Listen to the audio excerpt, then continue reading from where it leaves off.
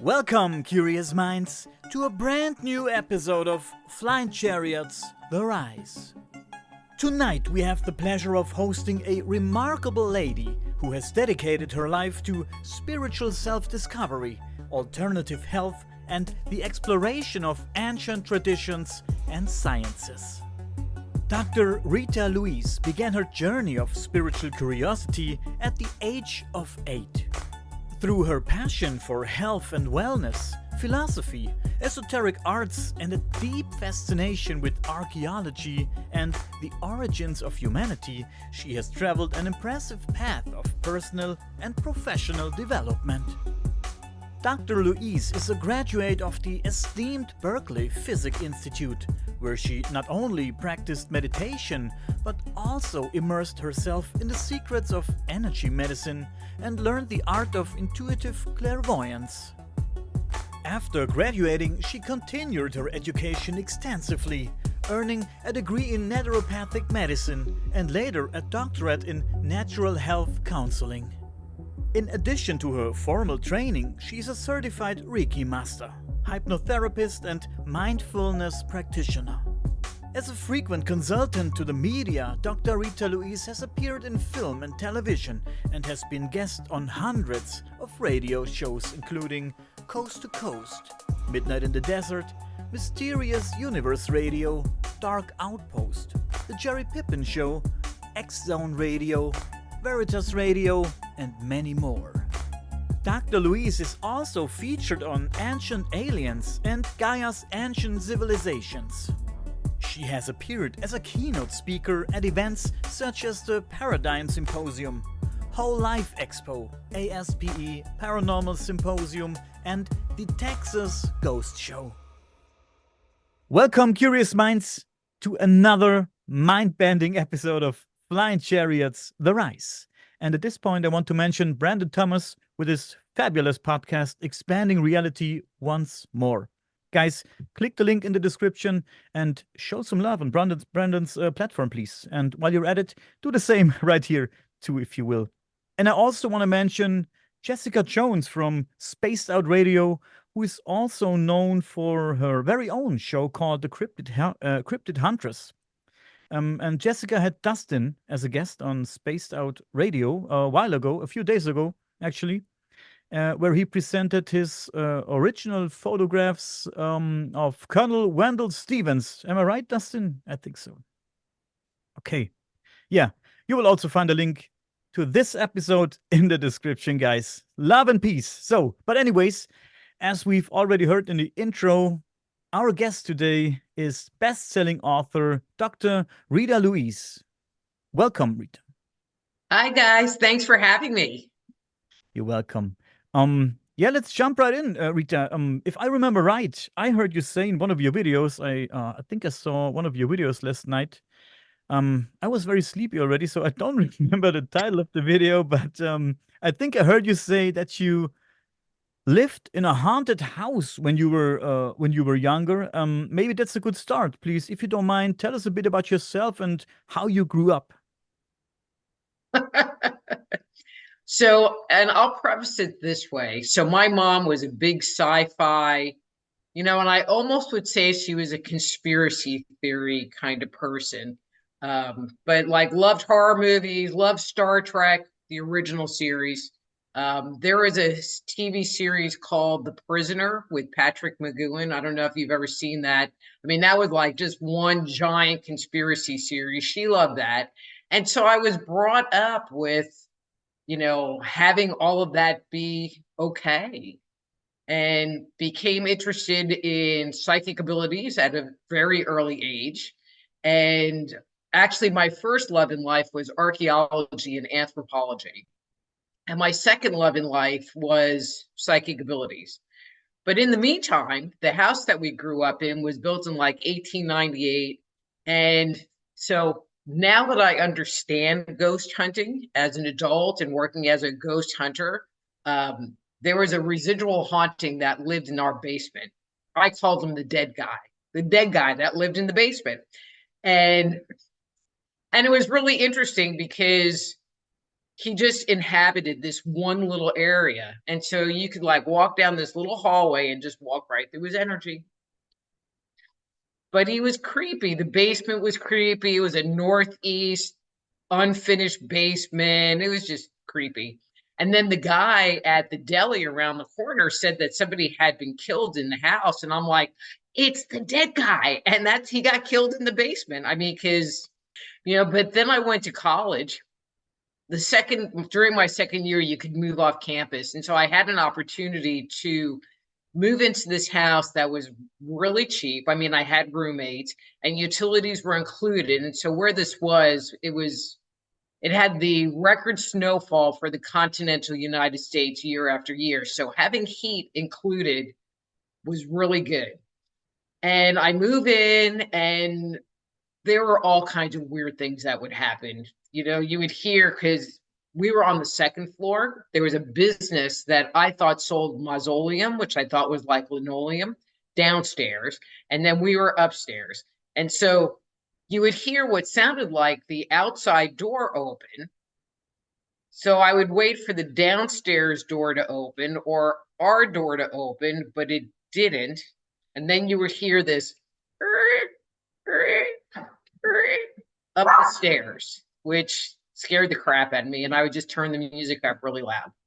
Then I found out that I have no phonic skills. And so they didn't sell mausoleum. They sold mausoleums, which was like, oh my God. And then not much after that, I found out from somebody that grew up in the town that had been the old funeral parlor. And so there were several very active spirits in that house. My roommate's room, literally throughout the entire year, I think I went into that room 3 times because the energy was so bad. Those are my early ghost stories. Yeah. Oh, wow. Quite a story. Interesting. Very interesting. You mentioned that your mother was into conspiracy theories. I'm not a conspiracy theorist myself, but I love listening to conspiracy theories.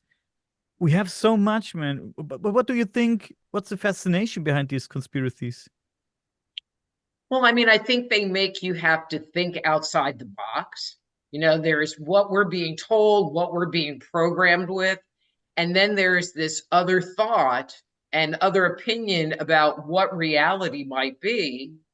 And it makes you have to think about what's going on.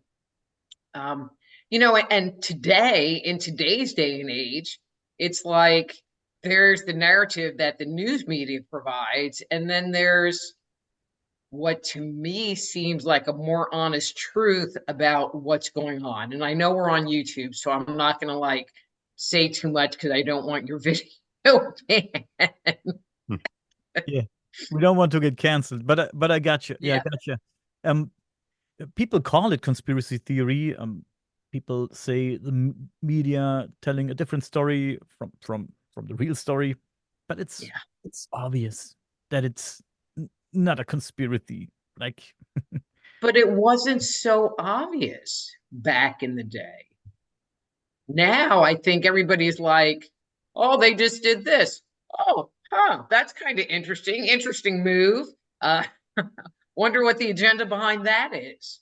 And I think people are asking a lot more questions now, where earlier they just accepted that this was the truth because they made the assumption that the media and the politicians and all of these people didn't lie to you. That was the basic assumption. Now everyone, a lot of people, I won't say everyone, a lot of people don't trust anybody. Don't trust the messaging that comes through. Yes. Nowadays, we have a lot of alternative sources to connect to and get different informations. We can decide which one fits better for us. And I'm just going to throw this in. I don't want to say I'm an Alex Jones fan, but I've listened to Alex Jones for years. They were talking about his coverage of 9/11. And so I remember listening to his show even back then. So that was a long time ago at this point. And he became so unwelcome I mean, he talked about being deplatformed, and within 6 months of him talking about that, he got deplatformed from everywhere. And now it's like they like him again. They finally are looking at his material and going, "Oh, well, you actually were telling the truth about a lot of these things that are going on." And he got replatformed. He was interviewed by Tucker Carlson, which was kind of shocking, but he's gotten legitimacy where for years he was just kind of that weird guy over there talking about weird stuff. Yeah, gotcha. Have you been a fan of Art Bell and the Coast to Coast Radio? I don't stay up that late. Like I listen to a lot of like podcasts, but they don't, all right, I haven't looked for it, but I haven't seen that you can just like stream it on YouTube or stream it on, some other video channel. Dr. Rita, you're a hypnotherapist and you're also into the paranormal. Do you use your abilities as a hypnotherapist when it comes to the paranormal, to paranormal cases? Do you work with maybe witnesses of the paranormal when it comes to all to the hypnotherapy? So I don't use hypnotherapy in the traditional sense where, I have somebody lay on the table or whatever. I tend to use it more with my health related clients. I work as a medical intuitive. So I'm a naturopathic physician with a PhD in natural health counseling and a psychic. And so I do a lot of work with people regarding their health.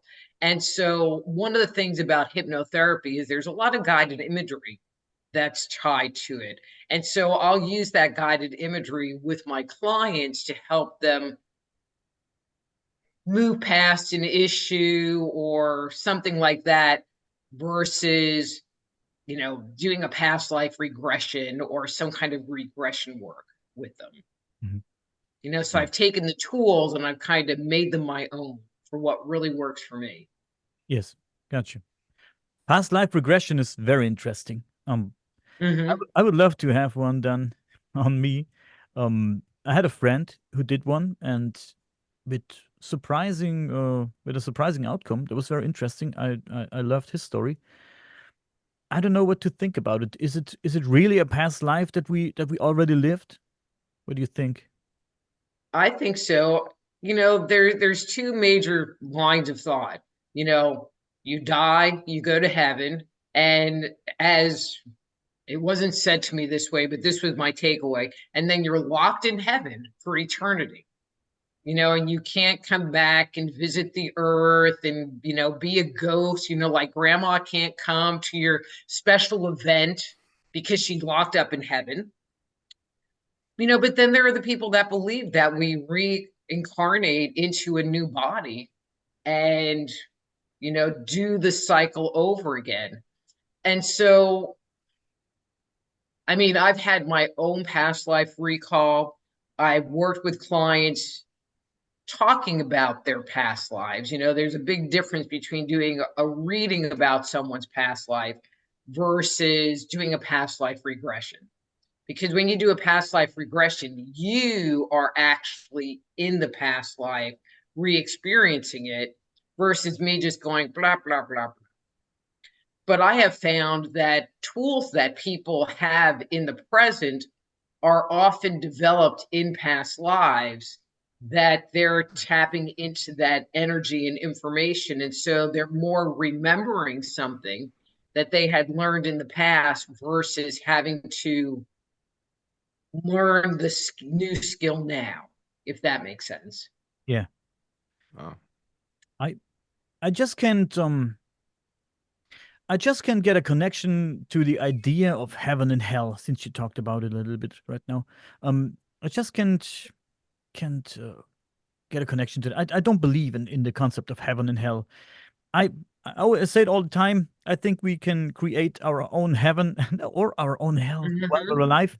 I don't think we're going to heaven or hell when we're dead. What is your approach when it comes to that? I mean, I have the same basic belief. My feeling is that when we die, okay, so I'm going to preface this with I am a bit of a Trekkie, so I use Star Trek terminology, but a lot of people know what I'm talking about when I make the comments.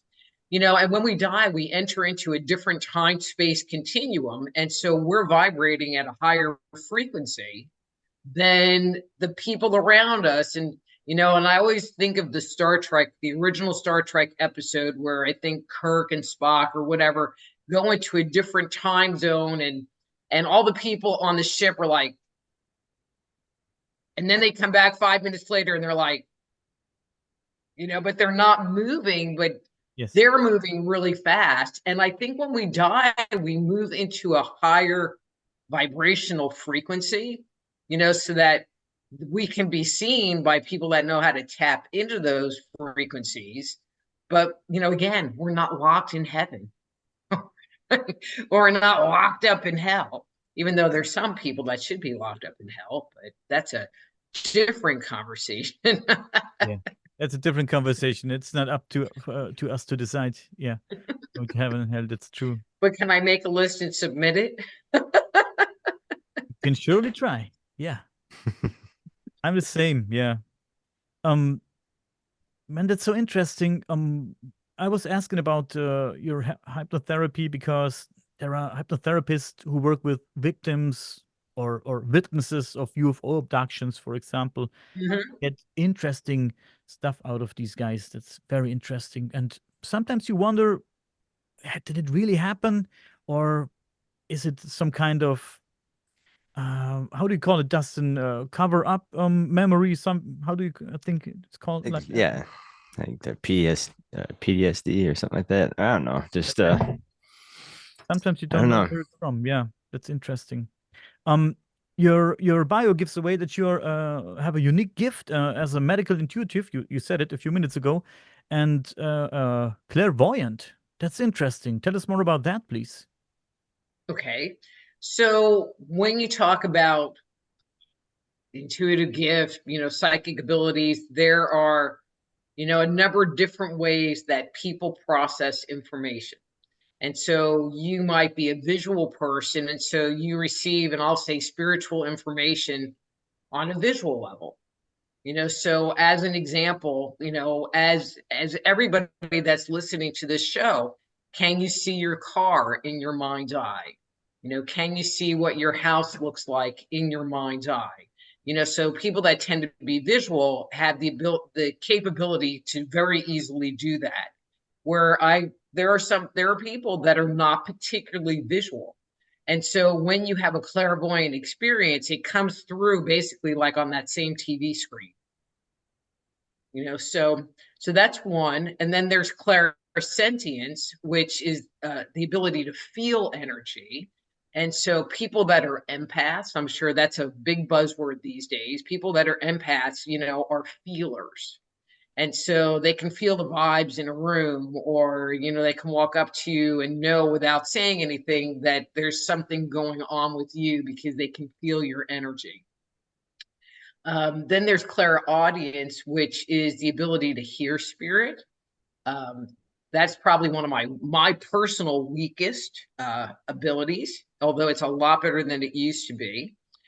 And you just hear stuff in your head, so there's our inner voice and our inner critic that sits there and goes, you suck, oh, you should be doing this, so we're all used to that, and when you receive spiritual information, it comes through kind of on the same channel. I'm going to call them a group of spirit guides, and just don't even really ask me about them. I call them the peanut gallery. They sit over here, right over here next to me, and they're the best backseat psychics because I'll be getting ready to tell my client something, and they'll be like, "No, wait, tell her this," and it's like, okay.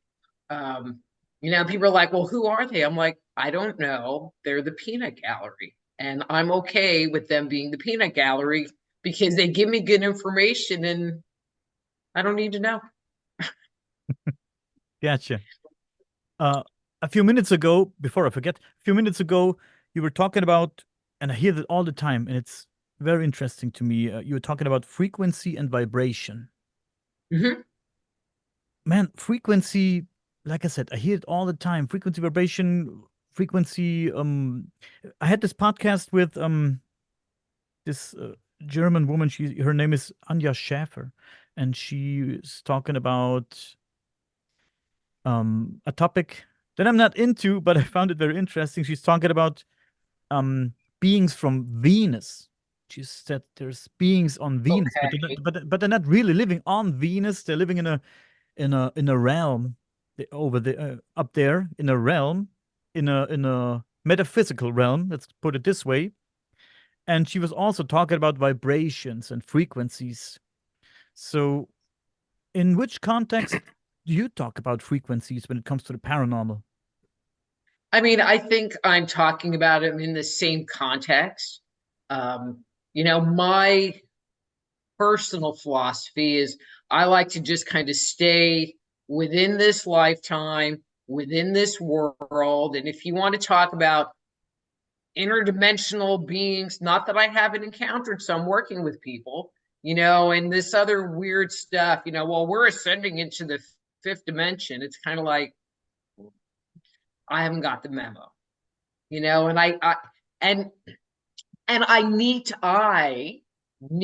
be able to relate to it, and I need to be able to validate it through my own ways. And if I can't, I don't want to say like they don't pass my BS meter, but I, I don't know what to do with it. So I hear it and go, that's interesting. And I kind of put it over there for future reference, because I don't know if it's a me thing that I'm not able to tap it, or I choose not to tap into that energy, or if it's just crap, So I don't want to diss anybody that what they're saying is not correct because I'm not able to access it myself. Yeah. Have you heard about the Florida case that just happened not too long ago, a few days ago, Uh-uh. at, Uh-uh. at the mall, where there's like the whole state of Florida, all the police officers were at this mall. There's a big incident where people are claiming that this portal opened up in the middle and three shadow beings 10 feet tall came out of it, and people who carry their own guns start shooting at it and kind of this huge ruckus, and there's a huge cover up now. There's everybody's talking about it, who was there witnessing it, and there's the cops who are denying it, and they're saying it was just some kids fighting. But then you think, why did you need 100+ cops or more? It was insane. They had like a helicopter police too, and it was See, and I insane. heard about the incidents in Florida, Mhm. and that it was kids. I did not hear, see, this conspiracy theory backstory tied to Mhm. it. That's interesting. I mean, I have been in locations where there were portals, Mhm. and so to have shadow beings come out of a portal doesn't really shock me. That there was a mass sighting of the portal and the beings coming out, that's the part that I find more fascinating. Not impossible, but more fascinating. And it makes And me these people, wonder. yeah, and some of these people who had guns actually shot at these things. Uh-huh.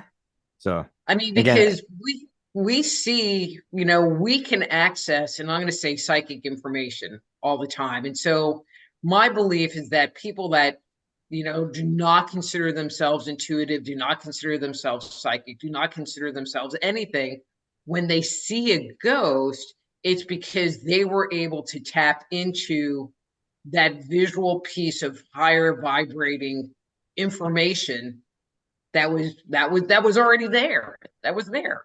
So to have a big group, it makes me wonder what else was going on in the mall, or what was going on in the mall around it. Like if there was some weird electronic stuff going on that shifted the vibration of the people so that they were able to access that, because most people don't, they don't. there's a and there's another thing that someone else said down the grapevine, that if you take the coordinates, like the longitude and longitude of the mall, and you reverse the numbers, it leads to the South Pole, where there's claims of alien bases and Hmm. other weird stuff. So it's kind of like a weird coincidence, or Hmm. I don't know, Hmm.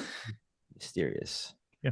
Well, it just makes you go because portals don't necessarily move around. Mhm. They tend to be pretty stable. Vortexes, portals, they tend to not, you know, move. And so it makes me go, wow, I wonder if that's been there before and there have been other instances, but people didn't see it. People, like whatever went in or out, and people just went, oh, that's weird, and just kept Mhm. moving on. Right. And then Hmm. people witnessed said that they were like glitching in and out to these shadow beings. Like they would go in and out from can seeing them and it's not seeing them. It's kind of weird. I don't know if that was maybe their malfunction of their clothing devices that they were using for hundreds of years, and they just happened. I don't know. Yeah, I And don't know. you think these porters might have like a point A to point B to some of these places, so that's why the South Pole is kind of eerie to hear. I don't know. Hmm. Hmm. Cool. Interesting. I've, I wrote it down. I'm gonna go like Yeah, go check it for it. out to see what I find. 'Cause that's Yeah, sure. that's It's interesting. interesting. Yeah. Hmm. yeah, it I is. like looking up things that are interesting. It's like, wow, that's kind of weird. I'm gonna go check that out. I saw the picture on the news too, and I saw massive amount of cop cars.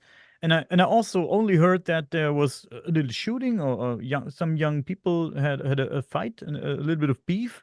Then I thought, so many cop cars, what's going on there? So I didn't have a chance to look into it, but I will do that.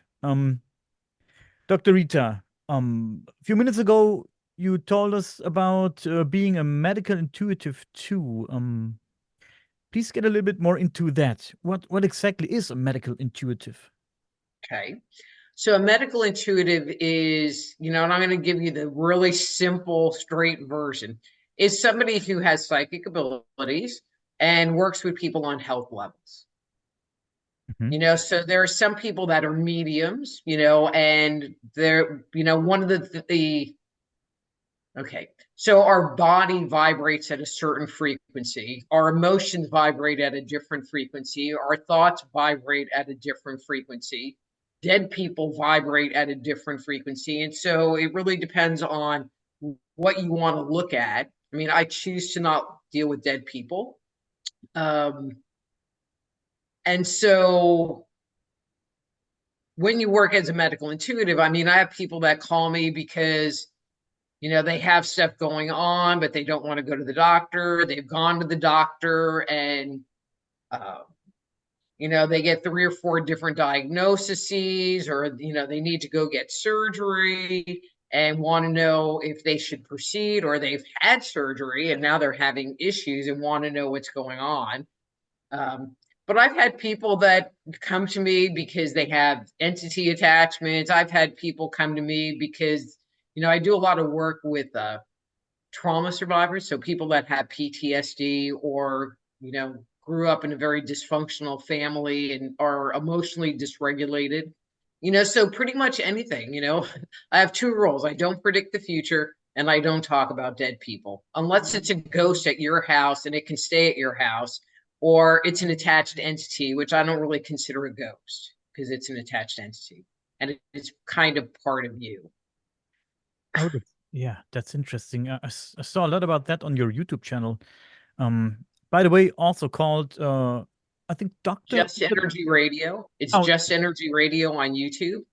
yeah. Sorry, I missed it. So just to add to that, so I had a podcast for 10 years, and so there's almost 10 years of interviews that I did, plus my original videos, plus on Thursday nights I do a live stream where people can use the chat and ask questions and get free online on air readings, and they can get access that at Just Energy Radio Mhm. on YouTube. Yeah, Just Oh, Energy Radio. I will cool. put a link in the description. Yeah, it's very interesting. I watched a few of your videos the last few days, and on your channel you have a video that is called, man, attached entities, how The entities bad functioning. guys of the spirit world, How that one. How entities, attachments control and manipulate. I think it was called like something like that. Oh, okay. And Yeah. yeah, please go on. And so entities work like a cult. And so my experience has been, and this is kind of talking in a bit of the general sense, and this is not every case, is that the individual will call in every case, the individual will call the entity in, or, when you're talking about like black-eyed children, they say, don't open the door, don't invite them in. And so people that have attached entities have invited them into their energetic space. And this is more of in the adult situation. When it's a child that ends up with an attached entity, it's a different dynamic.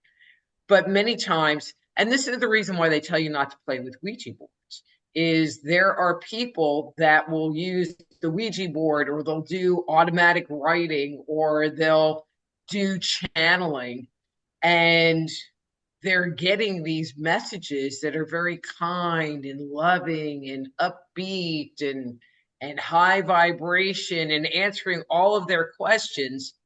And then over time, the voice starts to change, the information starts to change, and it becomes meaner and more controlling, and telling you how you suck and how you're this bad person. But it's the same being that you're communicating with. And so they start off being nice, and then the dynamic changes to getting you to basically do what they want, in a sense, because they kind of torment you. Not too I long mean, ago. I don't, I'm sorry. go ahead. I'm sorry. No, go ahead. Not too long ago, we were talking about this guy. Dustin might remember. His name was Jack Chavez, and he told us about something that is called an astral parasite. I think that's the term he used. An astral parasite that attaches to you and feeds off your energy, maybe your negative energy. It's always negative energy. Yeah. Always negative energy. I mean, because that's, and I left out that part. So thank you for reminding me, and kind of giving me that little cue. And I could see astral parasites, because all attached entities are parasites. And what they tend to do is, if a situation happens and it triggers a certain emotion in you, it's kind of like, hitting the big black button on the bat phone, and it calls them up and it tells them, hey, her energy is in this frequency, it's in this vibration. Now I can feed off of you. And it will just keep things going to keep you in that vibration, so that they can suck you dry. And then when you get back to being you, when you become whole again, they'll move out of your space. And so I've had a lot of people who have reached out to me, and they're like, well, I work with this healer, and they got rid of the spirit, but then they came back. But what they don't realize is that if the entity moves out of your auric field, you're going to feel like you're healed, and so you're going to be okay in that moment. But if you have a situation that triggers that same emotional response, and you haven't healed that emotional response within yourself, it's like you just held up a calling card and say, hey, entity, come back in. And so that's why they keep re-experiencing it. It's not that they fix the broken part in them. It's because they've moved the entity out of their space, and so they feel whole again. That answers a few of my questions, but not all. Please help me to understand more. Why do they connect with us? Is it just for the food source, or is there another reason? I mean, that's all I can gather, in the general sense. Because, okay, so there are attached entities that present as human, and then there are attached entities that do not present as being human. They definitely have an alien presence. You know, they don't understand human emotion. It's making it challenging to communicate with them. And I'm going here because I'm going to tell a very specific story. So I had a client who had, I called him, you know, the devil guy, and he was humanoid, except he had these flames coming off of him. I mean, he was just like the Human Torch from the Fantastic Four. And because he was what I call an alien entity, communicating with him on any level was just really challenging. You know, and so, but I was working with this woman, you know, for a while, working on a bunch of stuff, and then he would show up. And then finally, I asked the question, well, why are you here?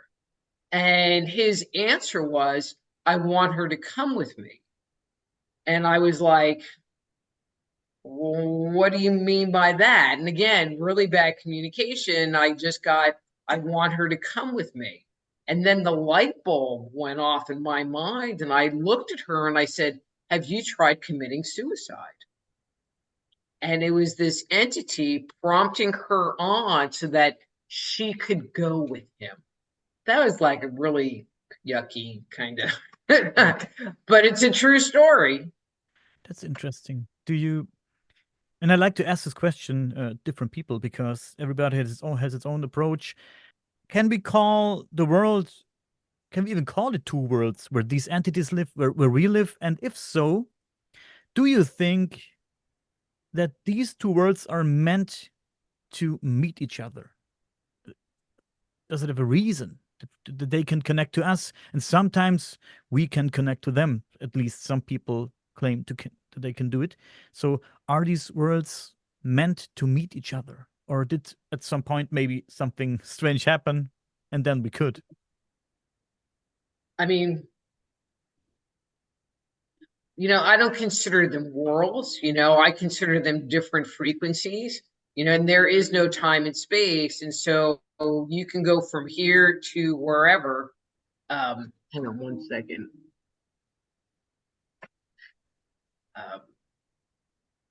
You know, so I don't really see them as like parallel universes or whatever.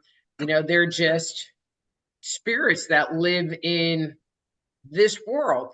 You know, I freaked somebody out the other day because they were like having this whole comment about ghosts and spirits and whatever. And I'm like, well, you know, they're around kind of everywhere. It's, you know, I'm not saying that they're in every single inch of the planet, but it's not like you can just avoid them because you don't want to deal with them or you don't believe in them. I mean, they're there.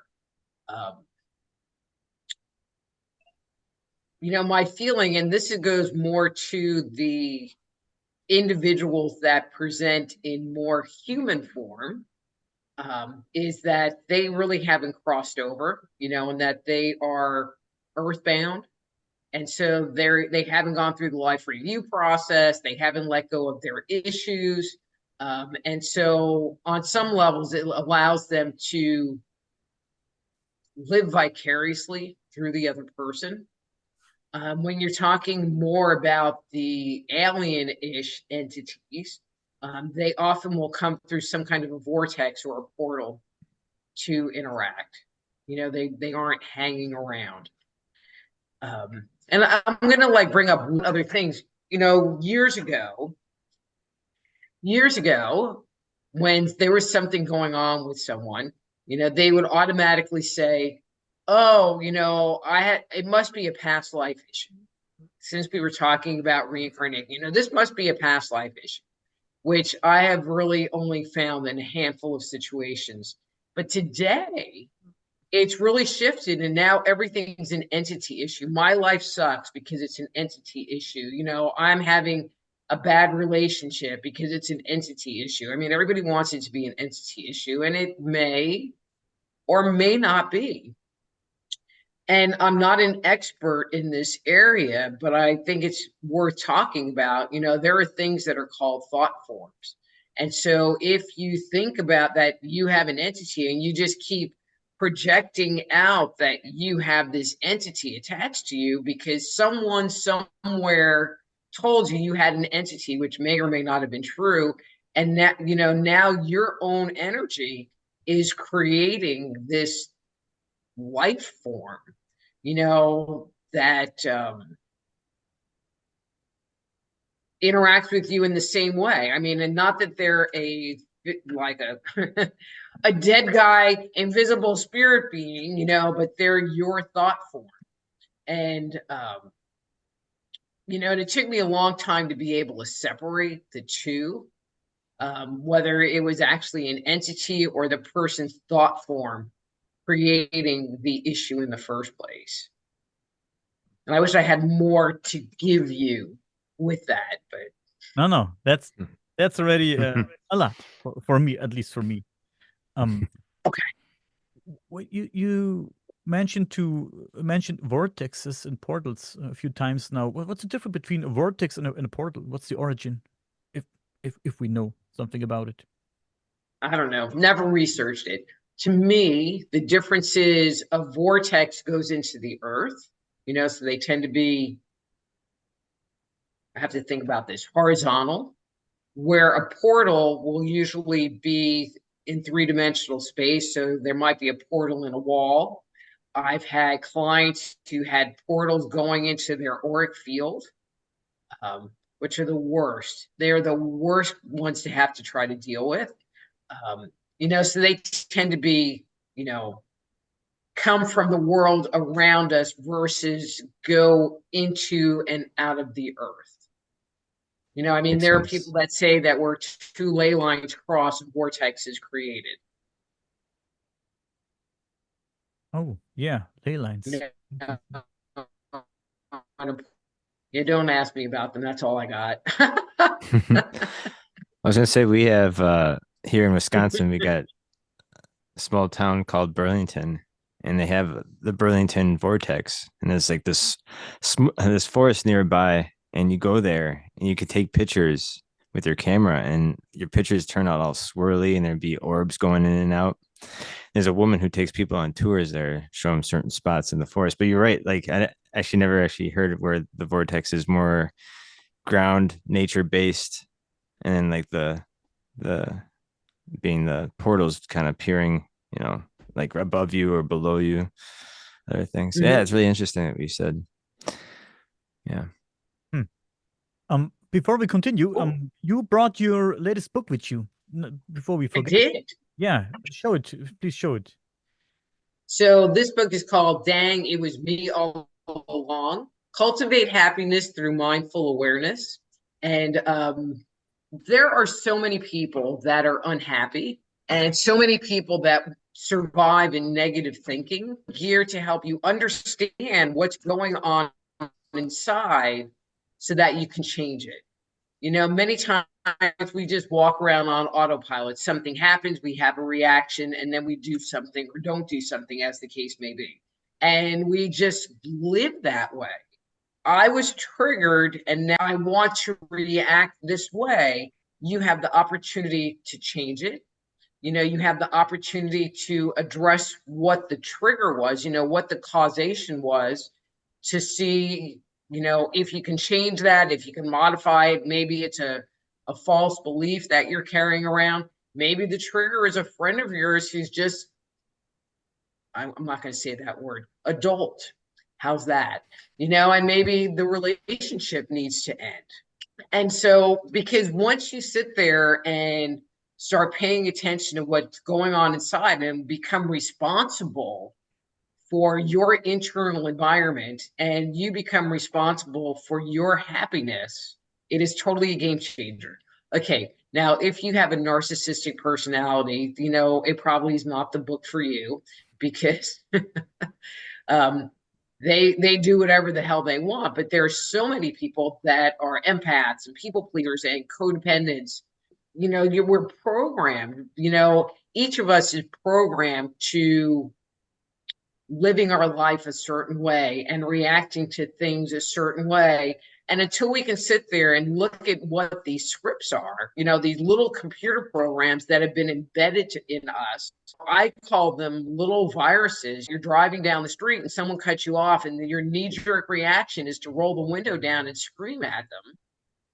maybe that's a behavior you don't want to have. And maybe that's an internal feeling of anger that you don't want to experience anymore. I mean, maybe it's something that is constantly happening, but it's those knee-jerk reactions that really control our lives. In order to change them, you have to know what they are. And so this book is about taking a breath and taking a step back and becoming aware of what's happening inside so that you can become the master of your own destiny. It's available on Amazon.com and all your online book sellers. Link in the Cool. description, guys. Speaking about books, Stepping Out of Eden. Would you tell us more about this book and about the idea of this book? Okay, so I'm going to back up because it really is the follow-up book, and I'm going to be real specific here. So on my website, there's ET Chronicles, what myth and legends have to say about human origins. So that's the version that you can find on Amazon. And there's also Man-Made, the Chronicles of Our Extraterrestrial Gods. And those books are the same. It was picked up by a publisher and they released it under the ET Chronicles book. I think my title is better and my cover is way better. And it comes with all the spelling mistakes. Yes. And so that book looks at the global mythic narrative of the earth. And it starts in the beginning and it goes up to just past the Noah flood. Because once you pass that flood, all the myths become local myths and they become very divergent, and there's not this commonality that you see across the world. I mean, I was floored when I found that it was global. And so Stepping Out of Eden takes kind of the same methodology and looks at the human experience, because I really wanted to put it into that book, but it would have just taken on this huge tangent. So I was like, 2 books. And so this really looks at the human experience. Where did we come from? How did we learn the things that we learned? What kinds of things, like as an example, the concept of elongated skulls is found around the world. Trepanation is found around the world. And so there are, rituals, baptism, using herbs and other flavor, like sweet smelling herbs or kinds of woods to shift our internal experience, like we use aromatherapy for today. So there are these physical practices as well as mental and emotional things that we find around the world. So as an example, foot binding, which is found in China, where they would bind women's feet so they couldn't walk and they would be these little nubs. You don't find foot binding around the world. You only find that in China. But what I found interesting is when you started looking at some of these, the concept, and I'm using baptism, ritual purification. That's a better word. Ritual purification. The reason they did it was all the same. What they wanted to get out of it was all the same. Circumcision, same thing. I always thought that only Jewish people were circumcised. That was my belief until, for a really long time, only to find out that was not a true statement. That cultures around the world circumcised with, all right, this is going to sound terrible, but I'm going to say it anyway because it came in my head. Some of the earliest depictions of a circumcised penis existing about 26,000 years ago. Oh, wow. Maybe we can call it body modification. We have the scarifications in Africa. Mm-hmm. Like I said, foot bindings, I had a deep dive into that too a few years ago. These lip plates of the I think it's called the Mursi tribe. Those are The Ubangi. My sister used to call me a Ubangi. So yeah, they have the big lip plates. yes. I know all about them. Yeah, that's interesting. And we've talked about it too, Dustin and I, about body modifications, why people put metal pipes through their body, through the noses, through the ears. We do that too nowadays. And we do, I'm also heavily tattooed, Dustin also. Um, Mhm. it also for me, sometimes it had a little bit of a spiritual thing. It was a spiritual thing going on, tattooing for me. Not always, but some of them. And I like the feeling of it. I like the pain. I like the feeling of pain.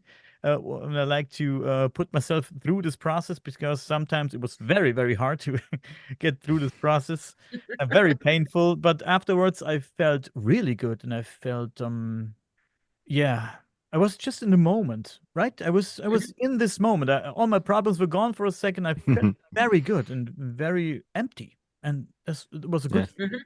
Mhm.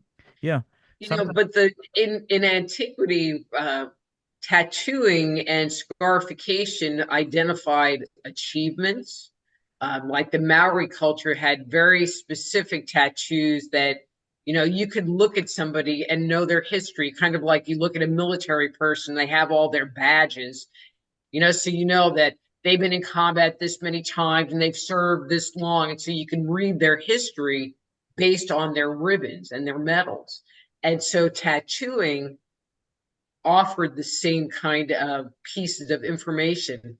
It was interesting, and I don't remember which culture, but they knocked people's teeth out. So if you got married, you'd like lose this tooth. If you had this, you would lose a different tooth. So all you needed to do is smile, and somebody knew about you. Okay, so I'm Mm. going to shift here and you'll like this. So if you're like an ancient alien kind of person and you have these aliens kind of hanging around, they didn't have ID cards that you could slide into a machine to tell who you are. So perhaps these identification pieces were how they told, this is the important person from this is, the janitor guy who doesn't know anything. Or yeah, just the fact that maybe that tattooing stems from ancient astronauts that they even had tattooing themselves, where we're just copying what they had, even with the elongated skulls, just Mm-hmm. because we are just so fascinated by the gods that we just wanted to copy them. That's what, the stone structures that we made were out of the flying chariots they were riding in. So just like, oh, Exactly. do the math, folks.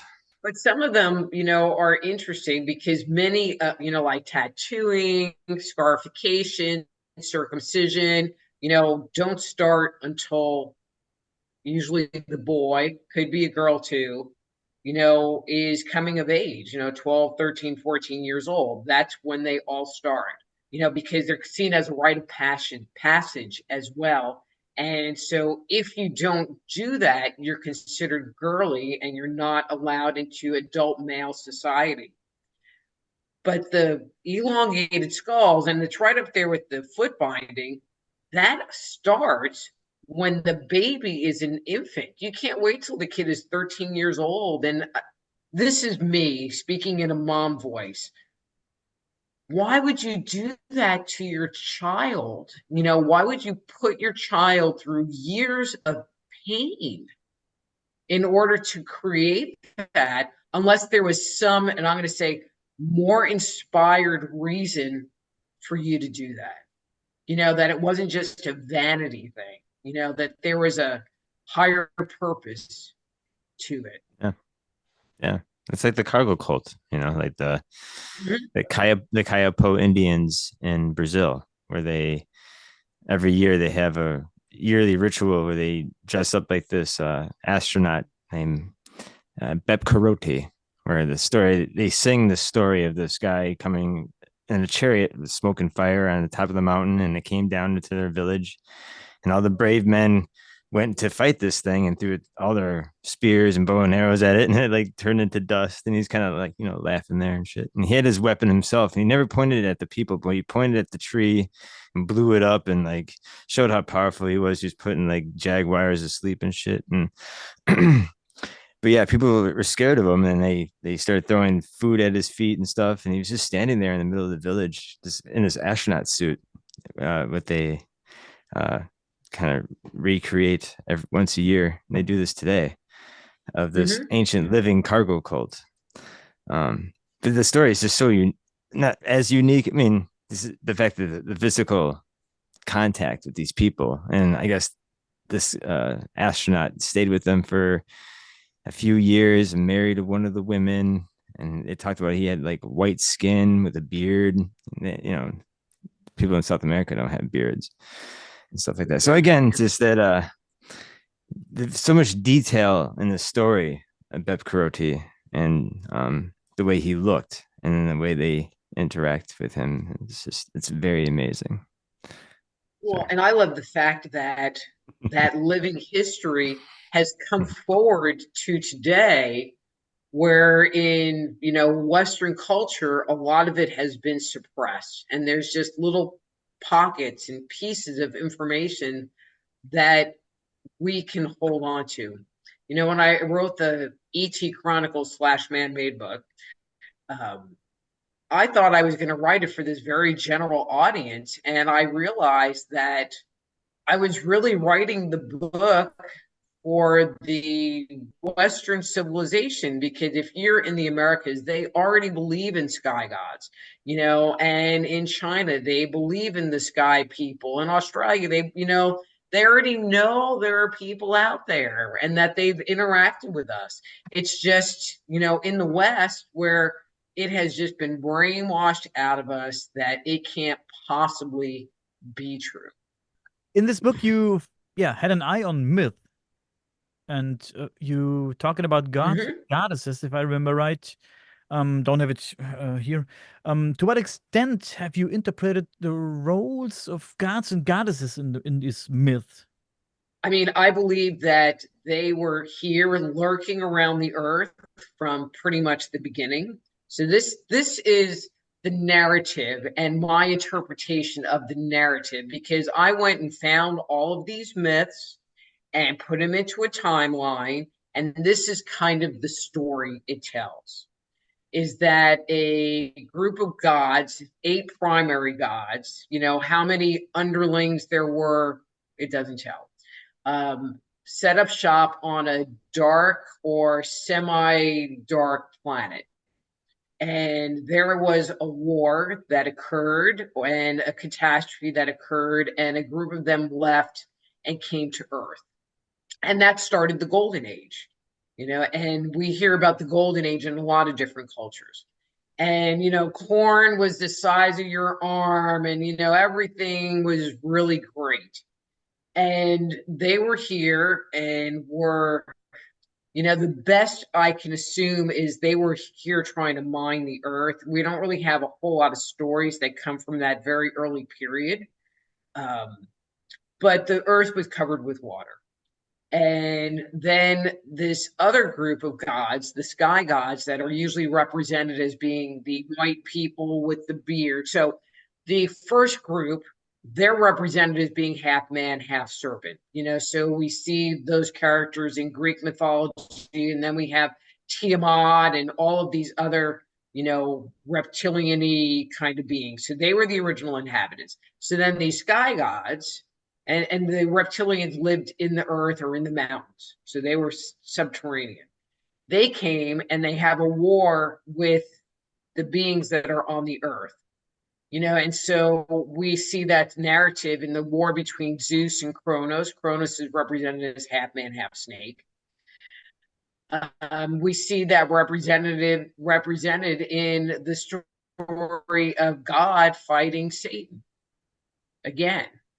And so, as we all know, the sky gods win, and they do some terraforming on the planet. One of the things that I found the most fascinating is, at this point in the narrative, it tells us that the sun, the moon, and the sky are placed in the sky, or in sun, moon, and stars. Well, in Genesis, on the, no mean letters if I'm wrong, I think it's on the 3rd day, God creates all the fish and flora, so the plants and the fish.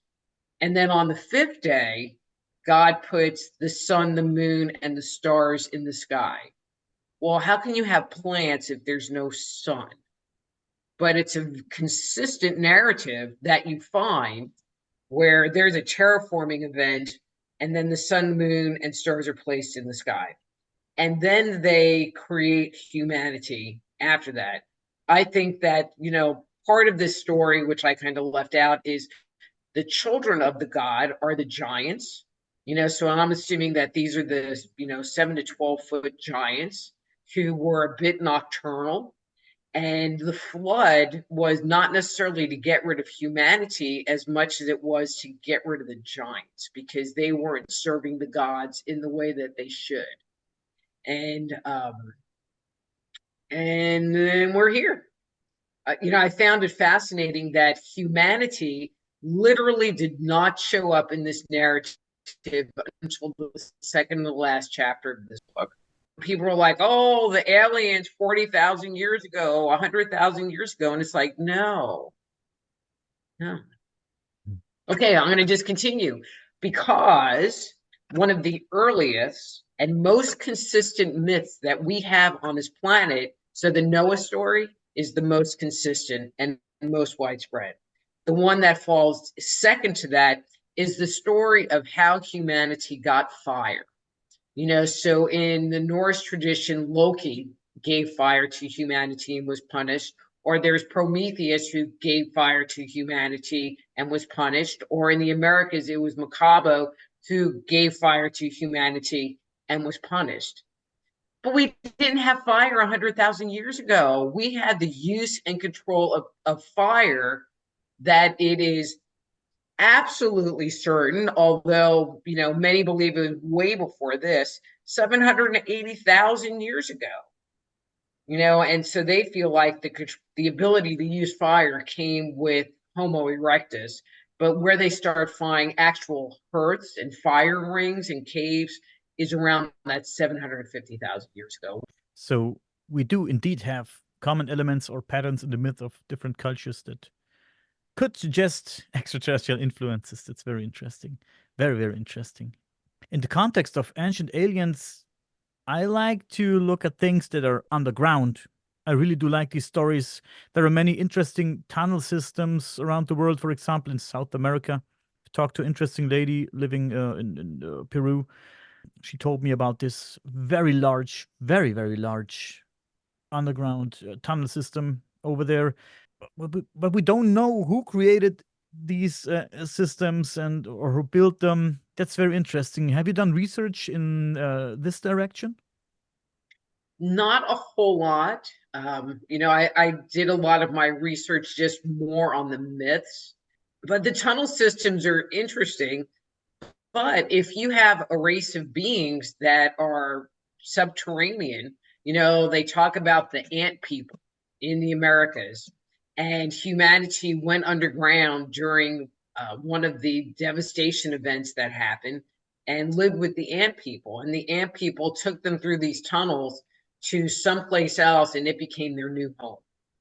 And so we have stories of these tunnels that exist, but I don't really know of anybody who has gone and explored them. I know that there's one very old story, and like in more contemporary times, of someone who actually did go into that cave system and kind of came out crazy. And so what happened to this person, I don't know. And I'm pretty sure that was in Peru. And so then they locked them all up. And so you can't get it.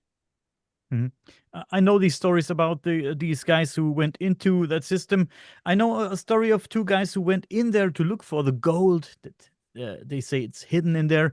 And they said they found a piece of this gold, and but they got lost within these systems. One of these guys died, and the other one came out. But like you said, he went completely nuts and went crazy. And I think finally he died a few days after he got out. Well, this just came in my mind. Was he really crazy, or was he actually telling true stories of what he saw there? I mean, it would be really interesting to know Was it because he said weird stuff that they couldn't own, or was he just really crazy? I mean, because there's a big difference, but they would call both people, 100 years ago, if you sat there and started talking about UFOs, uh, they would say you were crazy and maybe want to lock you up if you were adamant about it. You saw a If giant you're an white rabbit experiencer. Yeah, with a broken clock. Worried about what time it is. that's right. Yeah, true. So before we wrap it up for today, I want to mention, since we're talking about ancient aliens and stuff like that, I want to mention the Dogon people once again because it's a very interesting story, and I'm sure you've looked into it, and it's so interesting that they have this knowledge about the Sirius system, and they named these beings that came down. I think they called it the Namon. I think Mhm. that's what they called them, and the Naman were sent by, I forgot that name, but they have been sent by these other beings. But there's these gods, I think they called them the gods of the Naman, and the Naman was sent down to teach us about astronomy, and And guess what? There were eight of them. 8 of them. There were eight of them. Yeah, It's a very consistent number, yeah. 7 or 8.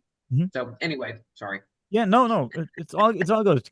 Keep on if you know something about this story because it's very interesting. I really like the story of the Dogon people. There's a few people that I showed these stories, and they said, "Ah, that's completely this nonsense. It's bullshit." And I said, "Where do they have the knowledge from, man? Those were I know it's not a good word, but those were pretty primitive people back then. And then these Naman came down and teach them about astronomy. Why would they even deal with astronomy in the first place? Hmm. So something got them interested in all these things. Somebody teach them, and that's the interesting part. Hmm. And that's a pretty consistent story that we find around the world. So to me, there's two possibilities of why we find this global narrative. So the more mainstream possibilities, so there's a guy named Michael Wessler who wrote this book that's like that thing, which actually was pretty good because I don't mind reading kind of dry scientific stuff.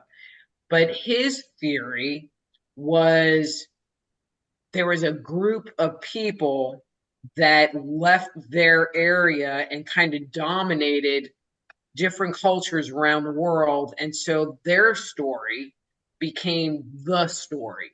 And so that's how we have this commonality of myth around the world. That's one possible explanation. The second explanation is that humanity encountered these space beings, and the story we're sharing are not our stories, but the stories that they told us. Stories like the story of Santa Claus, the story of, you know, any of the childhood stories, Goldilocks and the Three Bears, that story gets passed on and on and on. So perhaps, I mean, it was attributed to Quetzalcoatl that, they're just telling us our history, and the history of the planet. And that's what was communicated. And we have just carried that forward for a lot of millennia. I don't even want to say a millennia because it's way more than that. And I don't know what that number would be.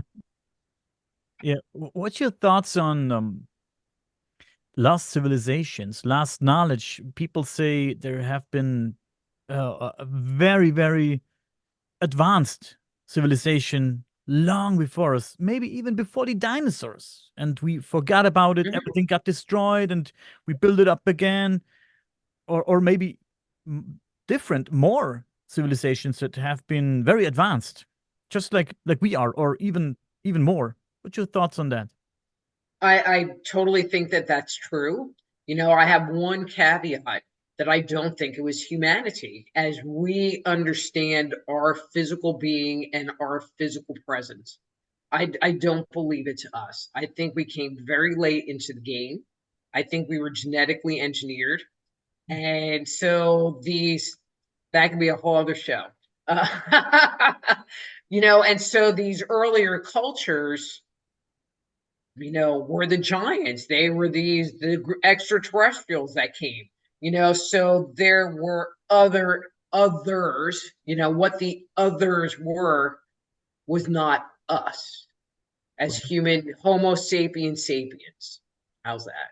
Yeah, that's interesting. Yeah, we have stories about giants. We have stories about dwarfs.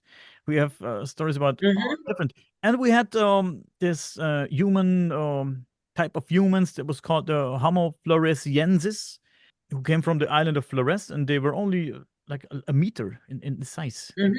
practically, they were dwarfs, and they died out. In the same context, I'd like to think about and dream about these stories about these underground tunnels here in Germany and in Austria. We have a lot of, we've called it Erdstelle, earth stalls, something like that. And these are very, yeah, narrow tunnels. You have to be very small, or you have to crawl through them. But they're very widespread, and they're everywhere in Germany and Austria. That's crazy.